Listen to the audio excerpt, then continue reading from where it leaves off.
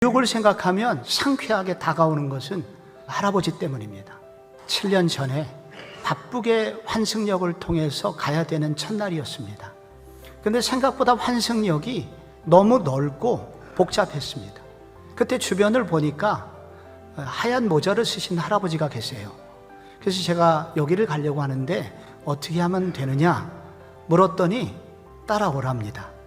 그래서 그분을 따라갔는데 오르락 내리락, 그리고 하나를 또 그 개찰구를 통과하고 그러면서 하시는 말씀이 여기서 타시면 된다고. 그래서 이제 인사를 하려고 하는데 벌써 사라지셨습니다. 한 사람의 태도는 도시를 향한 누군가의 생각을 바꾸어 놓는 것이구나 하는 것을 저는 그때 알게 되었습니다. 이 에베소는 바울이 에베소 도시를 향하여 쓴 편지입니다. 오늘 이 짧은 인사말을 통해서 이 도시를 향하여 성도는 어떤 태도를 가지고 살아야 되며 우리를 통하여 도시가 어떻게 변화될 수 있는지 원리를 배우게 됩니다. 도시를 향한 변화 어떻게 가능할까요? 먼저 오늘 본문은 도시를 사랑하는 마음이 있다면 이 도시는 아름답게 변화될 것이다 라고 말씀합니다. 바울은 태어날 때부터 이름이 2개였습니다. 하나 히브리식 원래 이름 사울이라는 이름이 있었고, 그 다음에 학교 가면 동네 나가면 부를 이름 바울이라는 이름이 있었던 것입니다.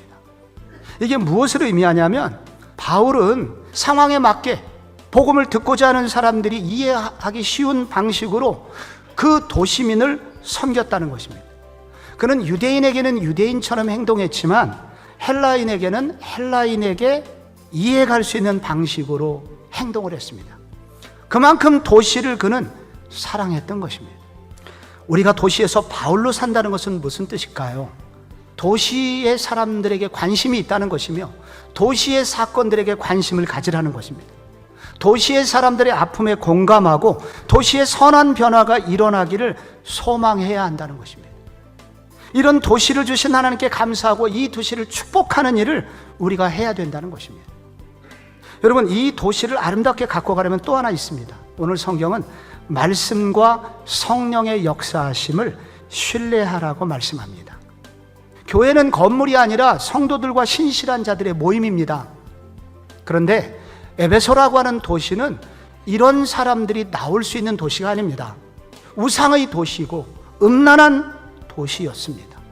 그런데 어떻게 이곳에 이렇게 성도며 신실한 자들이 생기게 되었는가? 바울이 특별한 일을 한 일이 없어요. 그냥 말씀을 전했다는 것입니다. 그리고 말씀을 특별히 사모하는 사람들에게 말씀을 가르쳤다는 것입니다. 그런데 점점 이상한 일들이 생기기 시작했습니다. 이런 사람들을 만나는 주변 사람들이 달라지고 관심을 갖게 됩니다. 여러분, 에베소라는 이 도시의 교회 성도가 생긴 것은 바로 이 말씀에 헌신된 소수, 그런데 단지 헌신한 것이 아니라 2년 동안 지속적으로 말씀을 연을 받은 사람들 때문에 생겼다는 것입니다. 그러므로 이 도시가 어떠냐는 것에 한탄하지 말고 내가 말씀의 사람인가 우리는 고민해야 될 줄로 믿습니다. 마지막으로 도시를 아름답게 하려면 환영받지 못해도 계속 축복하라고 말씀하십니다.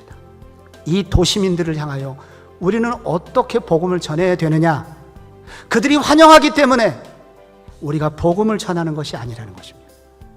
그들이 우리를 무시할 때에도, 그들이 우리를 외면할 때에도, 그러나 바로 그때에도 그럼에도 불구하고 축복하고, 그럼에도 불구하고 기도하고, 그럼에도 불구하고 복음을 전하는 일을 할 때 언젠가 어느 날 그들이 알게 되고, 그리고 그런 분들을 통하여 성령 하나님은 변화를 일으켜 주신다는 것입니다. 삭막한 이 도시에 그리스도인다운 작은 몸짓을 통하여 이 도시를 변화시켜 달라고 그렇게 기도하고 세상을 향하여 발걸음을 내딛는 모든 교우들 되시기를 축복합니다.